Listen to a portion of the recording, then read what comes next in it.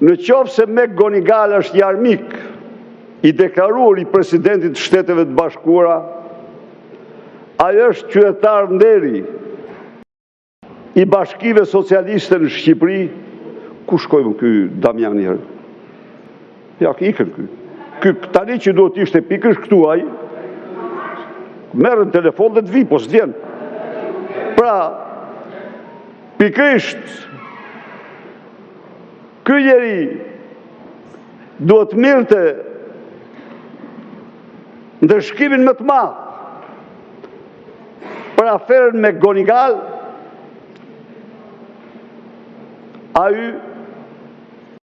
kur s'ka ndodhur asgjë, Edi Rama e ruan në fshehtësi krenarinë e tij, por duhet themi dhe një gjë.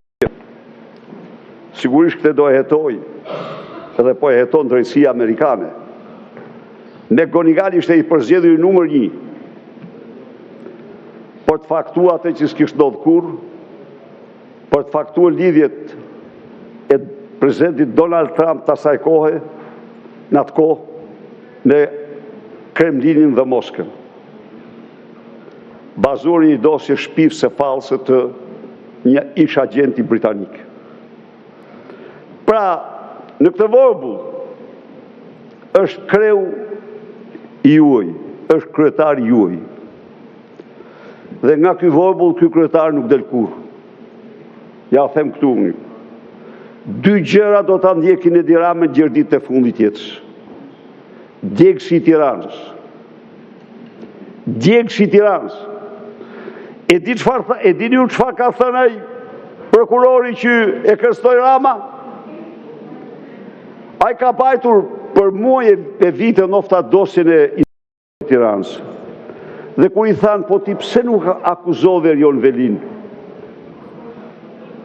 për djegësin e Tiranës? Jo, tha, se më duhet të akuzoja Edi Ramën. Eksakt kjo që u them unë. Më duhet të akuzoja Edi Ramën. Kjo është e vërteta. Pra, Edi Rama s'ton kurrë nga djegësi i Tiranës. Dhe nga shumë se tani po dalin si libër edhe dëshmitë e Nestian Gonit. Po. Edhe ato tani janë. Pristi Nestian Gonin bis tani.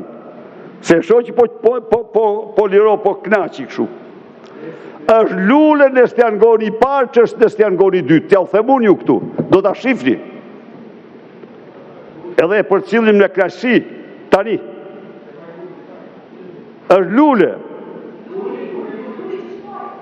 Pra, nuk shpëtoni dot nga këto. Por ka një dimension ndërkombëtar, të tmerrsisht rëndësishëm. Ish njeriu që duhet siguron të vendin e tij nga korrupsioni, vendin e tij udhëhiqte NATO-n. Korruptohet nga vendi më i vogël më i parancishëm i NATO-s, siç është Shqipëria, nga kryeministri i saj. Faleminderit, nderuar kryetar, nderuar koleg.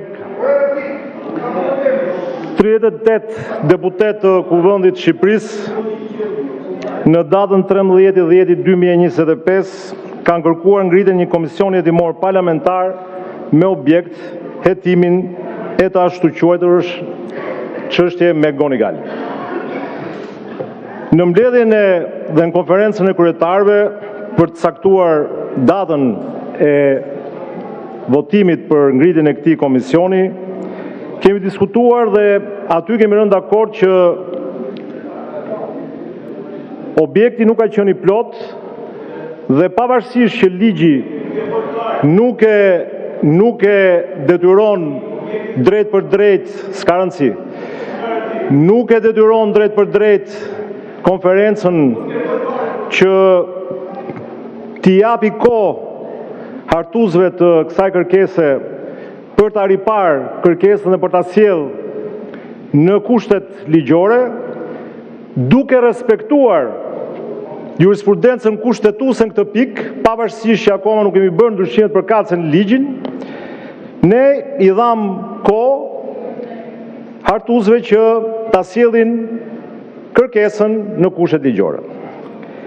Dhe në datën 20/10/2025 keni sjellë kërkesën e dytë, e cila fatkeqësisht nuk kishte asnjë ndryshim thelbësor nga kërkesa e parë.